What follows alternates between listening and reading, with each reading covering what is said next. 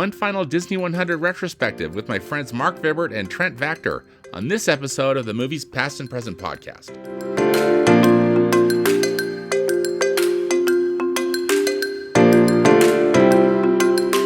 Hello and welcome to the Movies Past and Present podcast. It's December 30th, 2023, and this is episode 117. I'm your host, Stanford Clark, and I'm podcasting from the crossroads of the West in beautiful Salt Lake City, Utah. Just like my website, moviespastandpresent.com, I'll be providing recommendations, commentary, and reviews about current and classic cinema. Thanks for tuning in, and let's do this thing.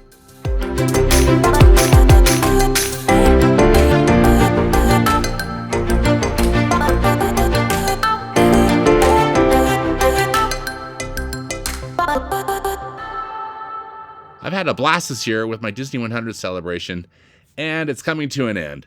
In this final Disney 100 episode, I'm joined by my good friends Marc Vibbert from the Animation Fascination podcast and Trent Vactor from the Vactor-Verse podcast. We each picked 3 favorite films from Walt Disney Animation Studios, Pixar Animation Studios, Marvel Studios, and our Lucasfilm, all studios which the Walt Disney Company currently owns. Well, I'm really stoked. I'm talking with 2 great friends. We got Marc Vibbert and Vactor here. Hi, guys. How's it going? Excellent. Pretty good. Thanks for having us, Stanford. Yeah. Thank you for your willingness to be on the podcast. So happy we get to talk about some Disney movies that we love. Yeah. Or at least Disney-produced movies. Yeah. that we love. So, Marc, let's start with you. What's one of your 3 picks? I guess I'm going to go in chronological order for like the oldest to the newest with the one cool. we'll talk about. So my first one is the Walt Disney Animation Studios film Aladdin from 1992. That was good choice. Directed by John Musker and Ron Clements. It's got Ted in there, or not Ted. Jeez, I already screwing up. It's got Steve in there from Full House as Aladdin. Yes. You know, that's the actor everybody remembers from Aladdin, right? Not yeah. But yeah, forget those other people. Yeah. But yeah, Aladdin has been like my favorite Disney animated film since I was a little kid. It came out, what was it? I think it was whatever age I was in 92. So I think it was probably like 7 or 8 in 1992, maybe. But yeah, I just love everything about that movie. It's like one of their, from like the Disney Renaissance, hand-drawn animation.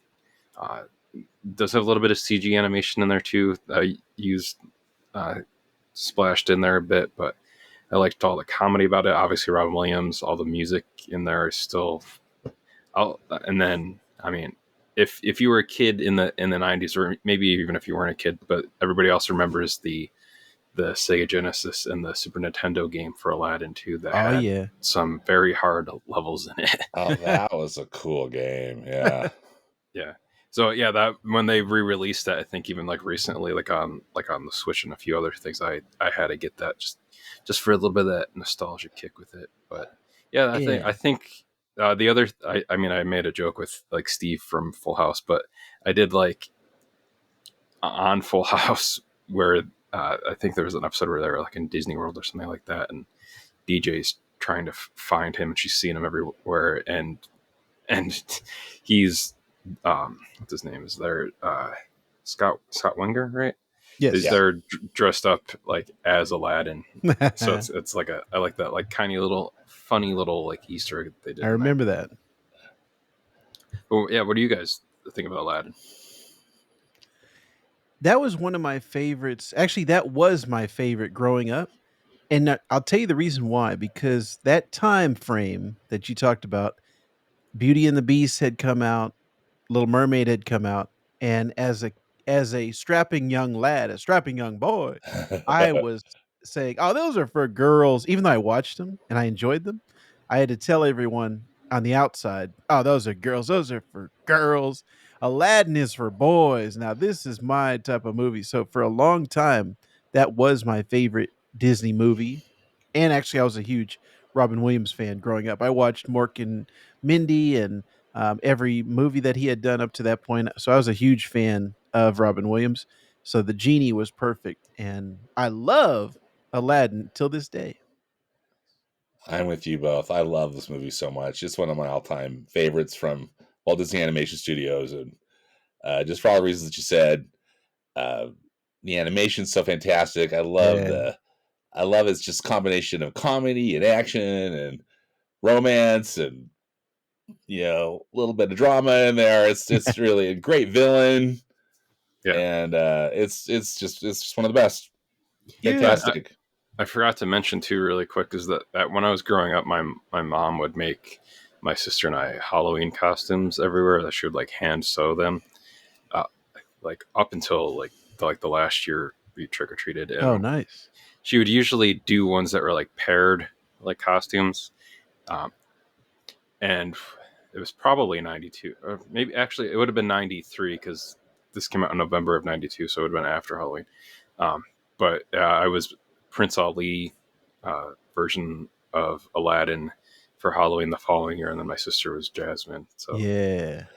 there's pictures of me I was somewhere, gonna say, don't you just have like that. pictures? I thought you like showed me Yeah, some of those pictures. It was so rad. if you look hard enough on the internet, you can probably find me. I'll find them.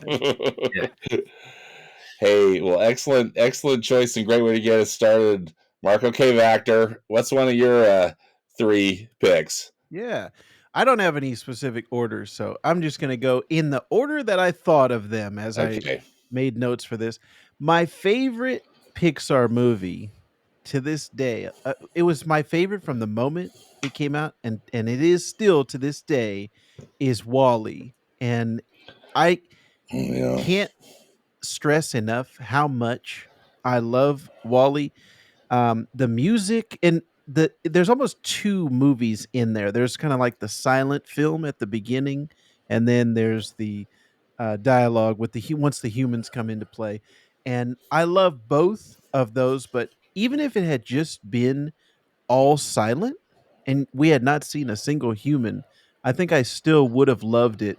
The interaction between the robots and the love story between Wally and Eve, it just spoke to me, touched my heart, and I there's something about Wally's personality that made me fall in love with him, and I wanted him to be okay. Yeah. yeah. I didn't want anything bad to happen to Wally or to his little cockroach friend.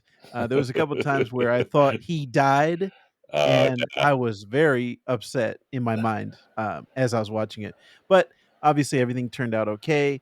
I love Mo. I love Bernie. I love every character in the movie. The captain, define dancing, like every moment in that movie, I love, and so everything speaks to me about Wally.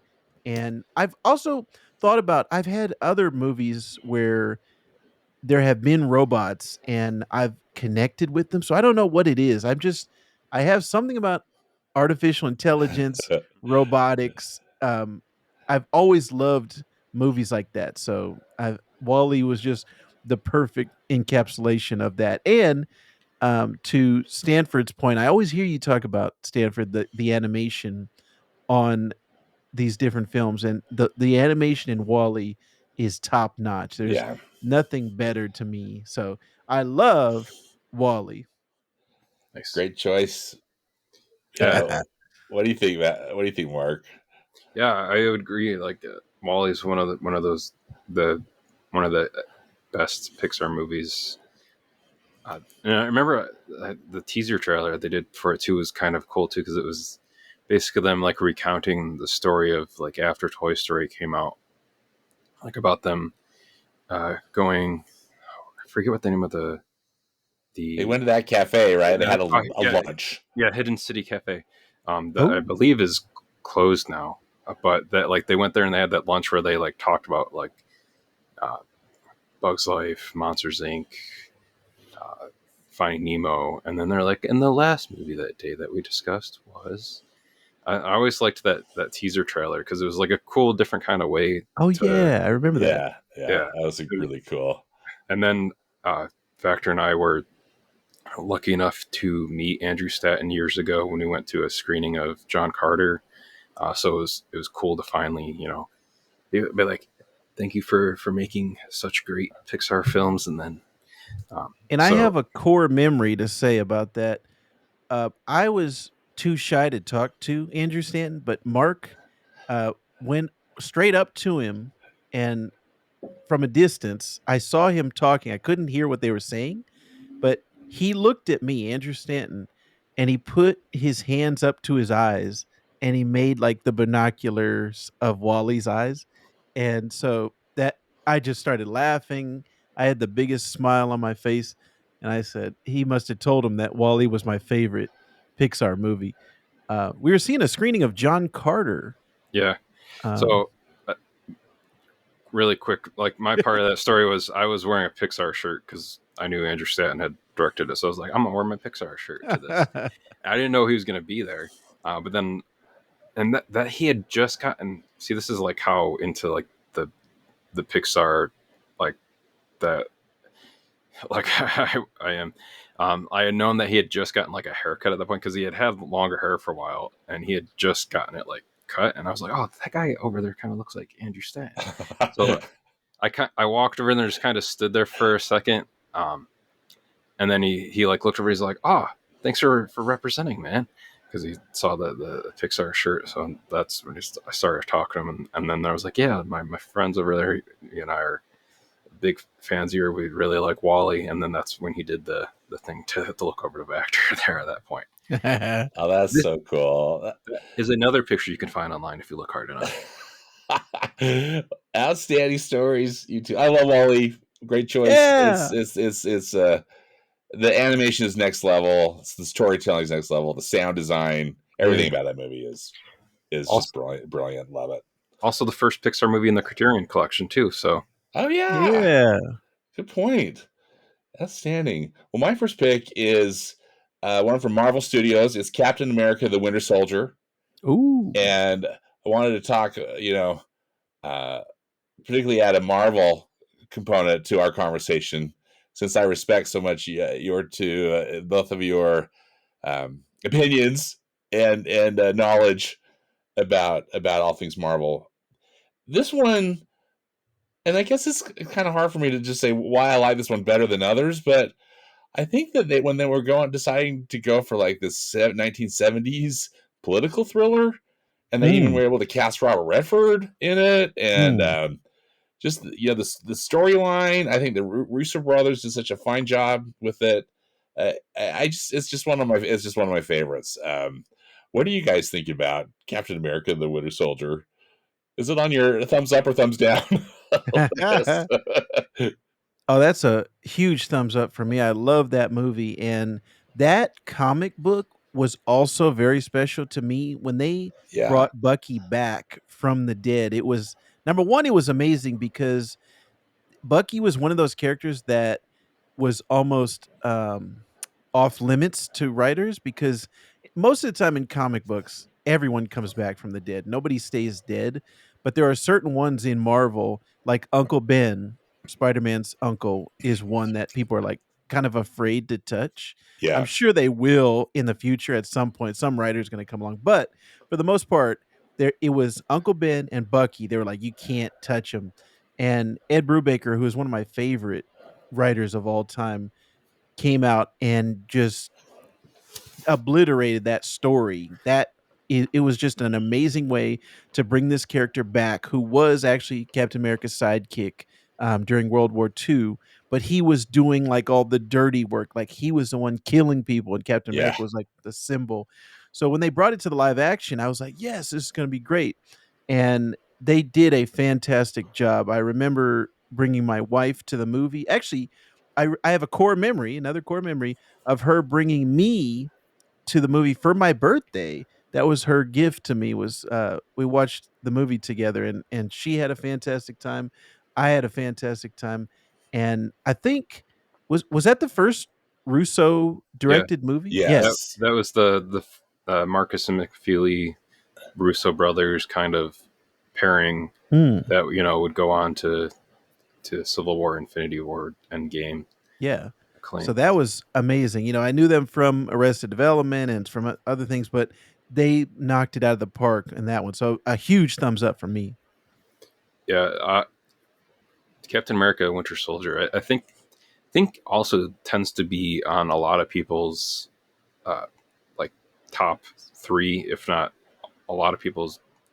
At least before Endgame came out, I think even Hmm. after Yeah. Endgame, that's still a lot of people's top MCU film that they consider their Yeah, favorite. I would say that. Uh, but yeah, I really enjoyed that one as well. That one that one has so many memes that have actually come out of it too.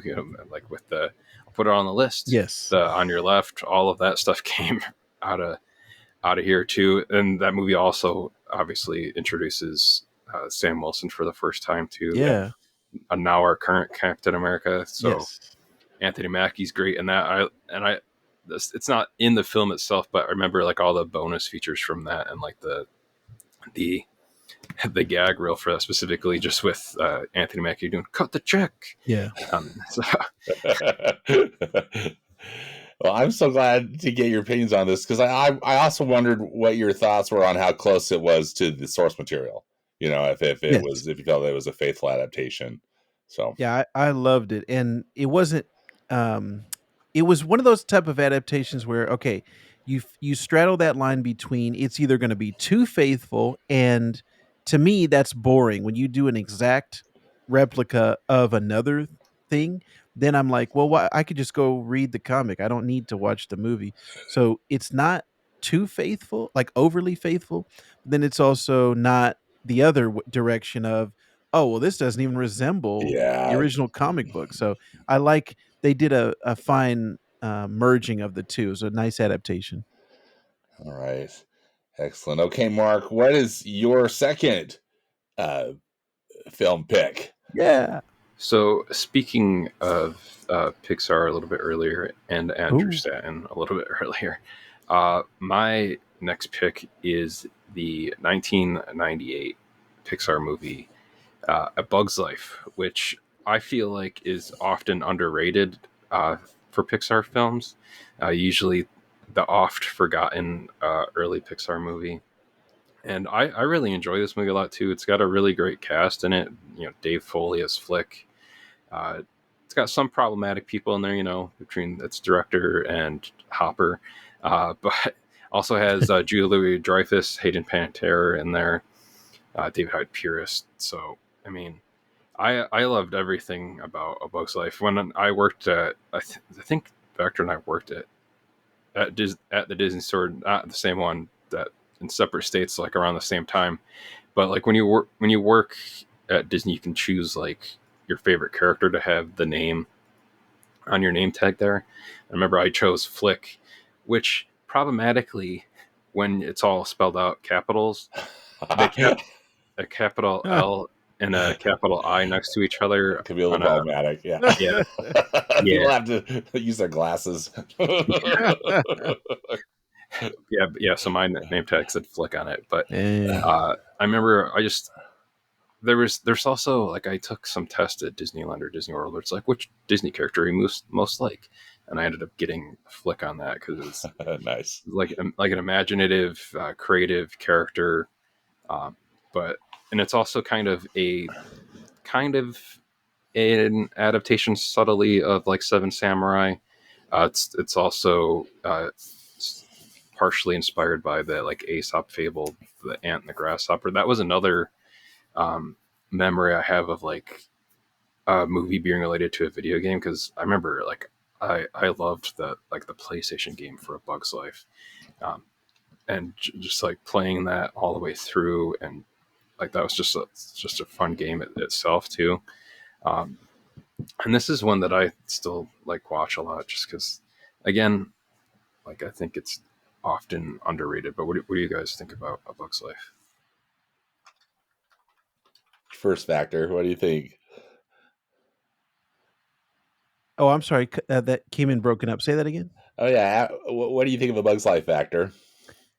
Yeah, Bugs Life was the follow up to Toy Story, and I think I remember the ride more or the attraction at Disney World where you would go inside and it was like Oh, a it's big. 4D thing where water from the movie would spray on you, and a stink bug would come by, and they would spray some type of thing, fragrance in the audience, and everybody go, "Ooh!"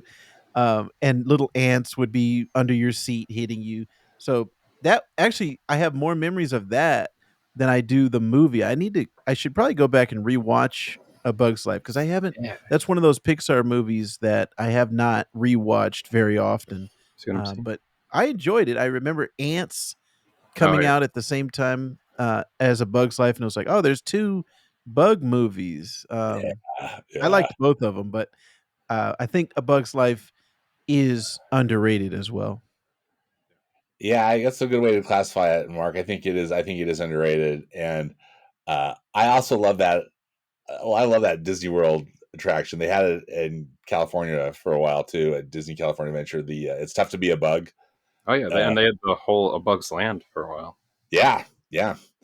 Uh, but cool movie, and yeah, great cast, really cool animation. I remember loving that at the time, Yeah. and just thinking the story was just so clever, Yeah, Yes. and good choice. It'll be fun, and I need to rewatch it because I think you're right. It's underrated, and I definitely haven't seen it for a long time, so that'll be fun, dude.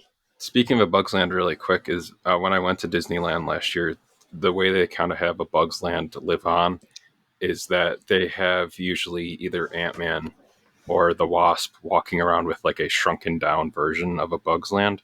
Yeah. And I, me and my son happened to run into the Wasp last year while she was holding the shrunken down version of it, and I had a patch with me that said a Bug's Land, like the year it was open and the year it closed on that. So I have a. This is another picture that I have of just basically the Wasp holding the miniaturized Bug's Land with me holding up the Bug's Land memoriam That's patch. so So cool. it all worked out. It was awesome.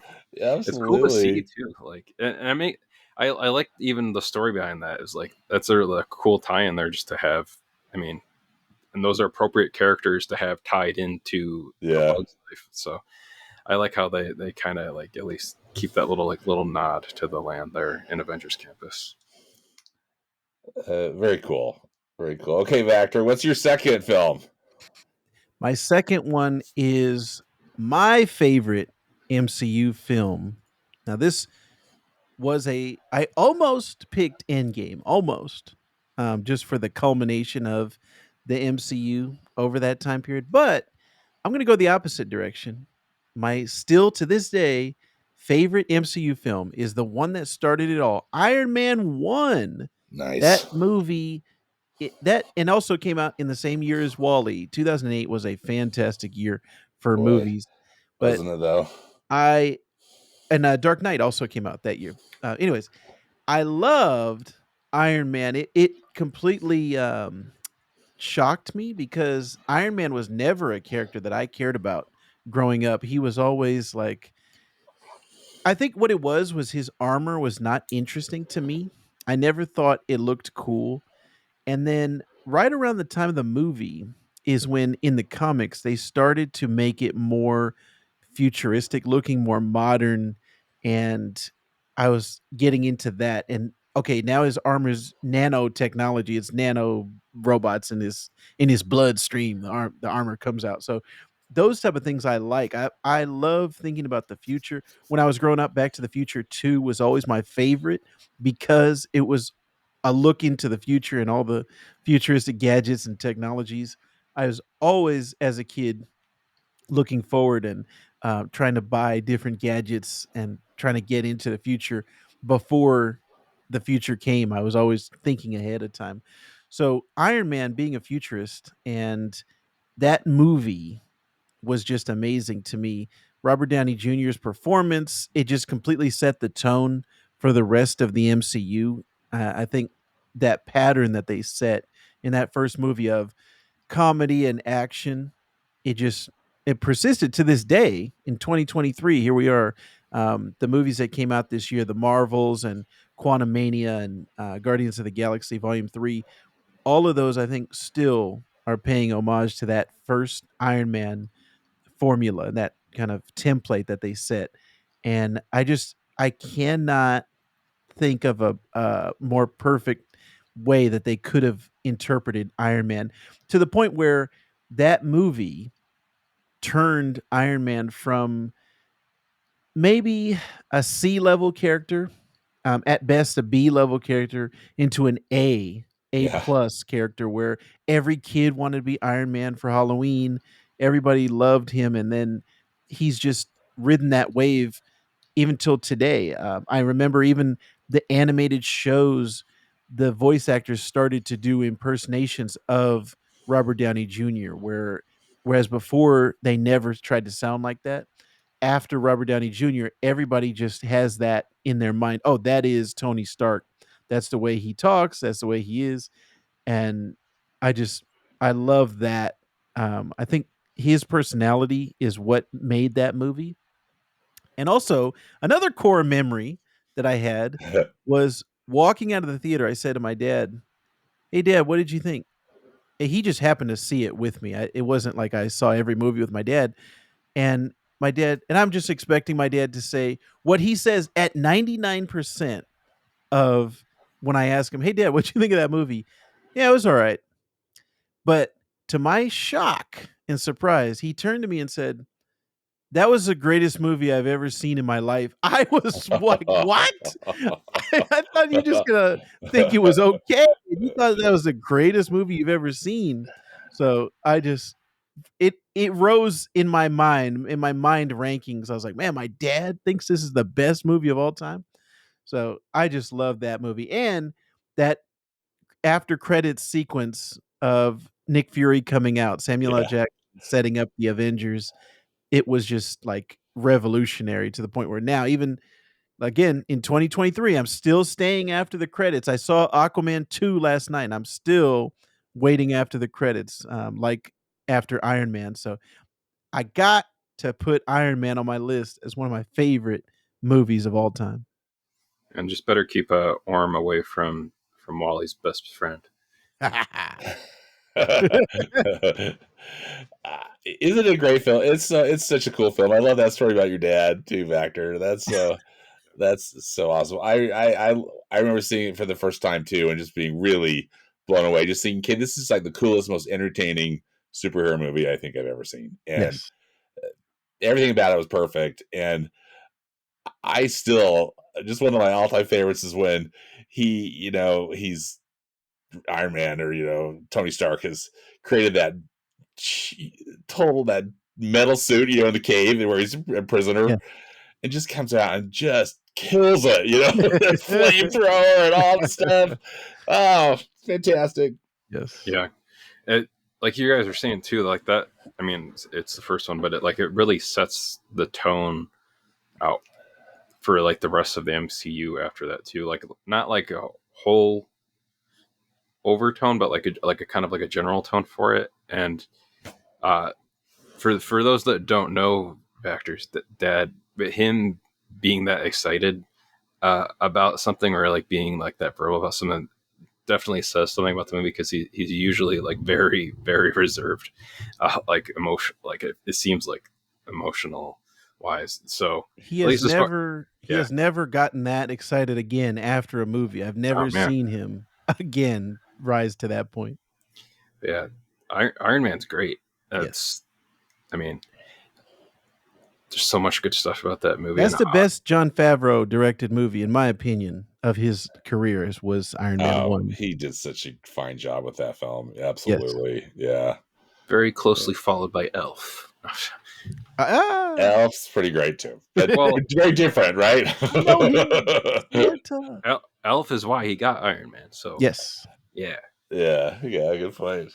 All right, my number 2 is Star Wars: The Force Awakens. oh yeah, Ooh. So, I you know, I uh, I actually do really like this film. I know it's very derivative, of course, of A New A the Hope. New Star Hope. Wars episode, yeah, New Hope, and also, It's like poetry, you right? know, the new. We should probably just do our own, another podcast all about our. I'd love to get more of your Star Wars opinions. I think the Disney Star Wars has been really mixed, but Mm. I know the I perfect enjoyed life. this film a lot, and had so much fun. And I think also for me, it was the anticipation of Yes. it that I just Yes. that was so exciting. So it's just a really fun time period. Then all my dreams got dashed, but it's okay. I'm an adult. I can process through it, my disappointment. But anyway, what do you guys think about The Force Awakens? Well, I back was like you, Stanford. I was anticipating that movie, and it delivered. My wife and I, who we were dating at the time, saw that movie 6 times in theaters. We Oh, kept awesome. going back Yeah. and taking different family members. So one time we Uh-huh. took her sister, one time we took her parents, one time we took my parents, one time we took another friend of mine, and it was just, a great experience. I don't know, we Mark might have been in the first showing, the first yeah, time I saw that. yeah, I think I went with you one of the times. I know the Yeah. first time I went to it was like that opening night, and I like this was also for whatever reason for that movie they didn't sell reserved seats for it at that point yet. So like I had to wait 12 hours. That was like one of the last times I had to Oh. wait for seats. Uh, I think that was the last movie that I have waited for unreserved seats. Yeah, but yeah, Dang. 12 hours. wow. It was worth it because it was Star Wars. So I mean, Oh, yeah. Well, and pretty cool Star Wars. Yeah. Yeah, that was just that movie. I've rewatched it. Obviously, I watched it 6 times in theater. I've rewatched it on home video a number of times, and the thing that I love about that movie is the pace. It just never Yeah. stops. Yeah. From the It's moment it starts, excellent. Yeah. there is not a stop. Like, In it that just regard. you don't have time to catch your breath, and it's just beat, beat, beat, beat, like action, action, action, and I think that really I was actually just rethinking about this the other day. They set up so much great stuff in that movie that was never followed up on Yeah. in the Which following again, 2. my disappointment and heartbreak. Yeah.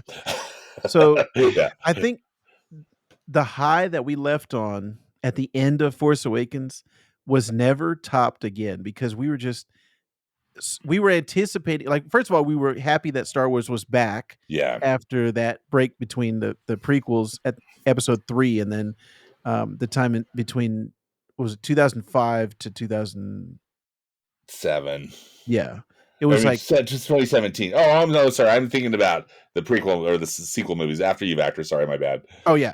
I think it was 2005 to 2013 Yes, yes, was Force yes. Awakens, and it was just that lull and that period of, I don't know if we're gonna get any more Star Wars, which we had that between the originals and the prequels And the where I was like, prequels. "Yeah, Yep. I don't know if it's gonna come back." So, yeah, it was such a high seeing Force Awakens and these new characters in the universe that we had never seen before.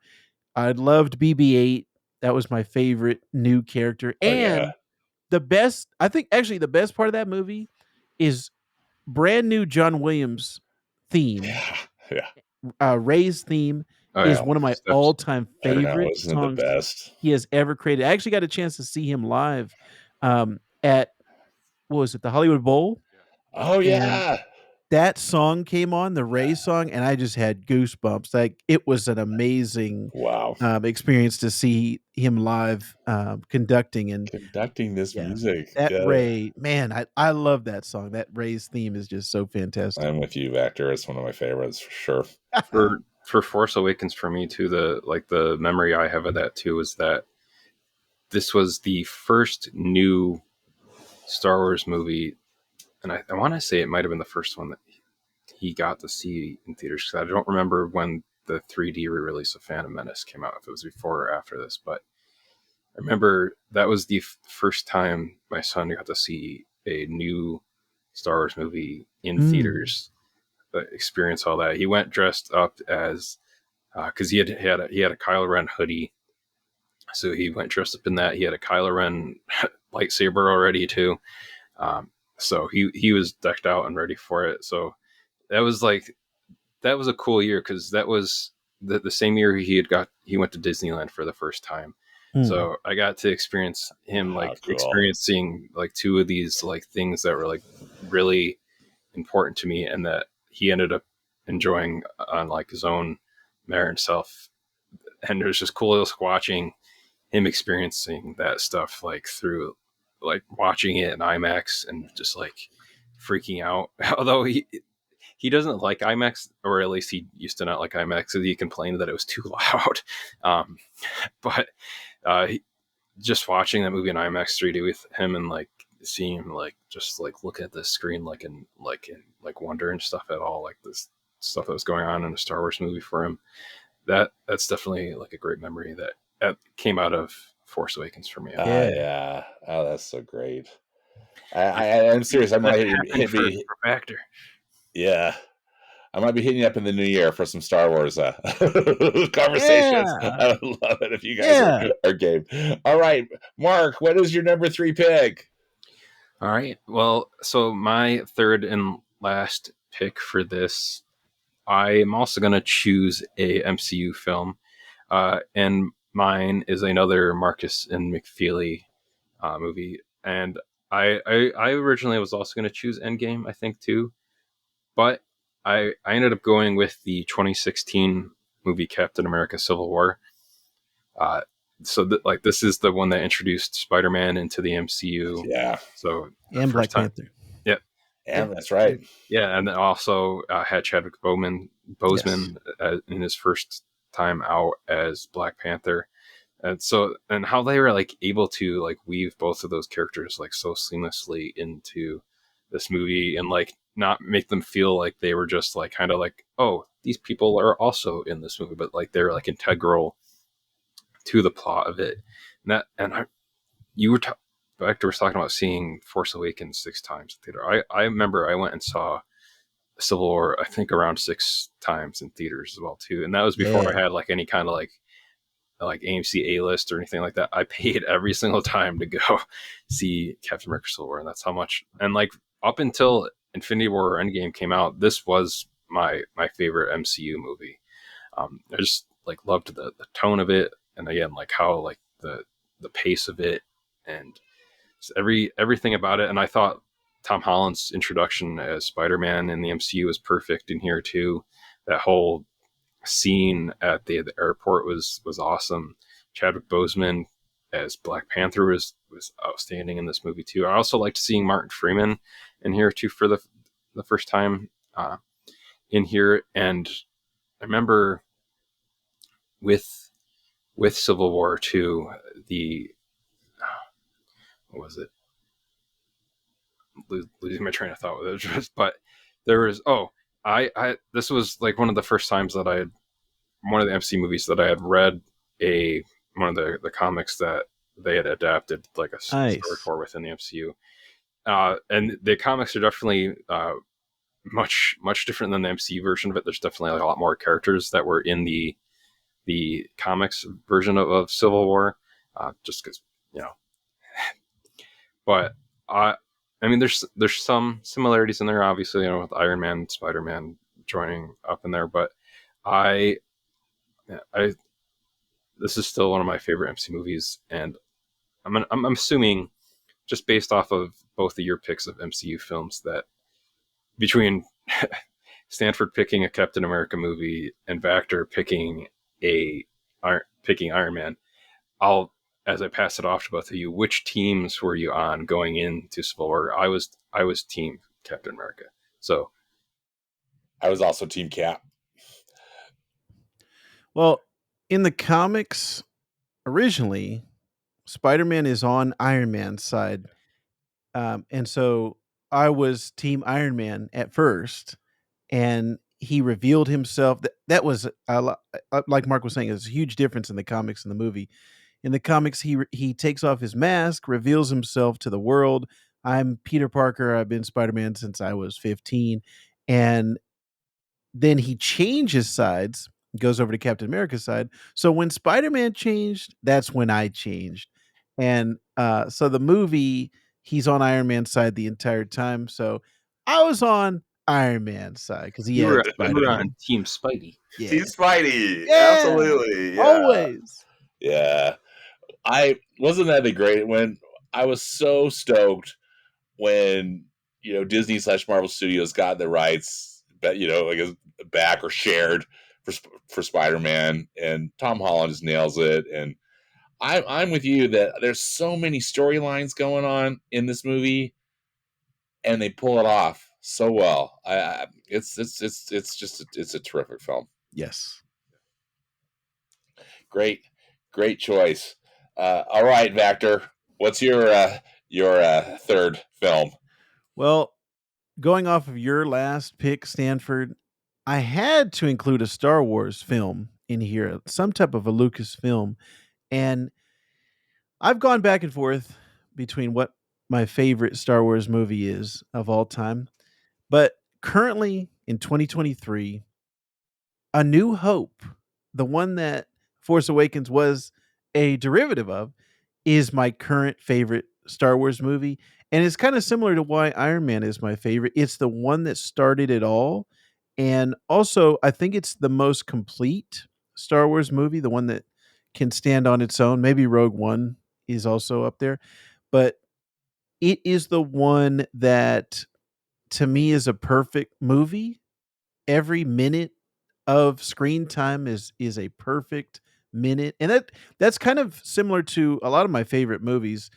Back to the Future, Dark Knight, Scott Pilgrim. When I think about them and I think, okay, what could be changed about this movie? Every single time when I think about my favorite movies, I can't think of what I would change or what could possibly make the movie better. And that's the same thing with A New Hope. There's nothing about that movie that I think is a bad choice, and everything in that film is fantastic.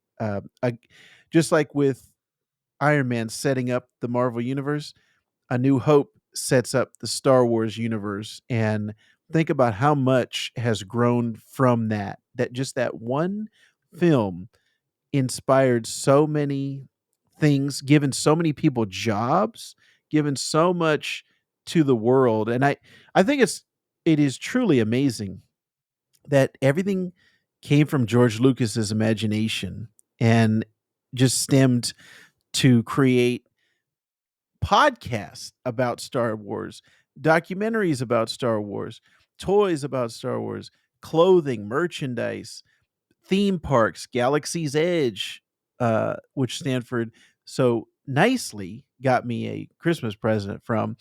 Thank you very much for that again, Stanford. Hey, you're welcome. But I love A New Hope because it's the first. It's the one that started it all, and I think that's similar to why I love Iron Man. So A New Hope is my favorite Star Wars and favorite Lucasfilm movie of all time.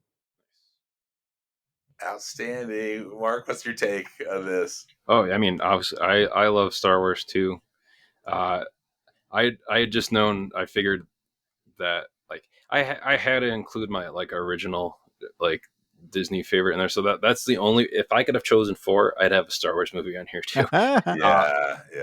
but yeah, like A New Hope. It's if without A New Hope, we would not have any of the other Star Wars films or TV shows or comics or books or video games or tattoos nowadays. So That's crazy to me to think, what if A New Hope was not successful? Like, yeah, what the I mean, world would be a like? holiday That's special wouldn't crazy. exist, Yes. and then there wouldn't be any documentary about it. I don't wanna live in that world. Yeah, Yeah. I don't want to live in that world either. So Same. luckily, we are in the universe in the multiverse that Star Wars does exist. Yeah. And Excellent. it's not that really old movie that Yeah, that Peter Parker talks. Yeah.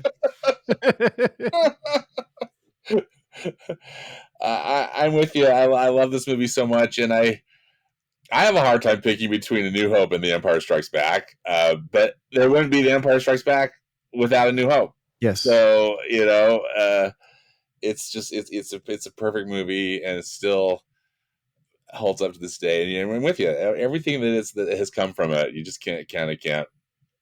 It's kind of hard to comprehend. And Star it Wars doesn't rules.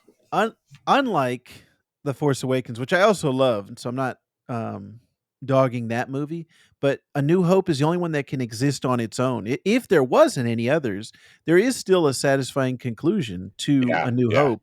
Whereas, let's say, Episode 1 or Episode 7. They rely on the other ones because those are complete trilogies. Like Yeah, they have to exist together. So A New Hope, it exists on its own or as the start to this amazing universe and galaxy. yeah, yeah. Great pick. Well, my number 3 pick is back to Pixar. I'm picking the OG Toy Story from Ooh. 1995. I, I love really most every Pixar movie, and I just I think the filmmakers at Pixar are just magicians. I call them just because I think they do such tremendous work. But over the summer, this summer of Disney did release in theaters 8 films as part of like this Disney 100 kind of film festival thing. I don't know if either of you saw any of those, but the original Toy Story was one of the 8 films Ah, that they screened, and yes. so it was so much fun to go see that on the big screen again. And again, of course, the quality of the computer animation has just changed so dramatically. Of course, you compare original Toy Story to Toy Story 4, but the story is so fantastic, and uh, even with the computers they were using at the time, still the animation was so groundbreaking and still so fun to watch. The emotions there, uh, I really love this film, so I decided to go with the OG. The one that started it all. Yeah, speaking of the one that started Yeah. it all, what do both of you think of the original Toy Story? Yeah, I mean, it really did like change the animation industry after that because everything before that was hand drawn animation, and now you'd be hard pressed and far and few between to find a hand drawn animated film. Everything is CG animation. Like Toy Story opened like it's not really it's not a bad thing, but it's like it opened like that Pandora's box of basically like now all of these movies will be CG animated, whether it's good CG animation or bad CG animation. And like Vactor and I love Pixar so much. Like that's and people if they've heard me and Stanford talk together before too, that's kind of what like initiated Animation Fascination was like me and Vactor loving Pixar so much was we that first episode we was talking all about Pixar and like without Toy Story none of that rest of that exists. Toy Story and Pixar. I mean, it's and I think it was just this year that I think it was this year that Toy Story got added to the National Film Registry. It might have been Dang. earlier, but Took I him think long it enough. was this year. Yeah, I Yeah, can't remember if it was this year or if it was last year, but it's on. Yeah, the Library of Yeah. Congress National Film Registry. Uh, such a landmark film and a great film. so Yeah, 100%. And that was what was fascinating to me. I remember that movie coming out. I was living in Japan at the time, and this is another core memory. I remember it snowing at the time, and just wanting to get out of the snow and like, oh, let's go see a movie. Here's some type of animated thing. I don't know what this is, but ended up being one of my favorite movies at the time, and specifically just the premise of what if your toys were alive? What if they were having their own lives while you were away, while you were not there? Your toys were doing things, and that's as a kid, that's something that my imagination often thought about. Of oh yeah, they're having their own adventures without me when I'm not in the room. Those toys are like talking to each other. Oh, maybe I can catch them. Sometimes I'd try to look at my toys, like open up the door, the closet door. Oh, are they talking in there? So I remember that, just that premise alone. And then also I was a huge Tom Hanks fan. I yeah. really liked Tim Allen. I was just watching the Santa Claus earlier tonight and thinking about Tim Allen's career. But yeah, it was just a perfect cast, and the the premise I think is what is the strongest thing about that movie, and just amazing that it is the first computer generated film, and what it opened up the floodgates that came afterwards. Toy Story 5 coming soon. Oh Yeah, man, I know. Another film that we didn't ask for, but well, hopefully it's gonna be good. Hopefully it's gonna be ah, good. should have stopped at 3. 3 was Yeah, perfect. Oh yeah, Oh my goodness. This has been so much fun. Thank Yeah. you both for Yeah. your I time and your want to excellent talk picks. more Star Wars with Stanford. More. Yeah, let's do More. it. Yeah. Well, whether we do it on my podcast or Mark, maybe we could hijack the holdo Yeah. maneuver for a bit. Or both. Yeah. That'd be so much fun. Do a All three-way right. crossover. Hey, Mark, where can people find you on social media? Oh, speaking of, so you can find me on Animation Fascination, on the Holdo Maneuver, and coming soon the Richmond Way. If you can find all that stuff just by looking for me at Marc Vibbert, MarcVibbert. If you just Google that, you'll probably find all that stuff. So that's where you can find all that stuff. Thanks, Mark. How about you, Vactor? Where can people find you online? I do a podcast and YouTube show called the Vactor-Verse, which is also on Instagram, TikTok, and Twitter, but mainly YouTube, youtube.com/Vactor, which is my last name, Vactor. That's where you'll find me talking about Star Wars and comic books. Hey, well, thank you both. Appreciate it. Thank you, Happy Stanford. holidays. Yeah. Happy New Year. We'll talk to you soon.